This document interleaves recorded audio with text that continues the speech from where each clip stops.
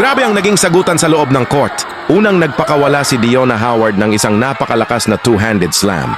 Tinangka pa itong pigilan ni Kenneth Kobe Umba pero kinain lang siya sa ere at napahiya sa naturang dunk na nagpahiyaw sa buong arena. Pero hindi doon nagtapos ang kwento. Bumawi si Oumba sa kabilang dulo ng court. Nagpakawala siya ng sarili niyang mga malulupit na opensa at sa pinakamahalagang sandali ay binitawan ng dagger three-pointer na nagpatahimik sa kalaban at muling nagpaliyab sa kanyang mga taga-suporta. Iyan ang tunay na bakbakan. Walang uurungan, puro sagutan hanggang sa huling buzzer.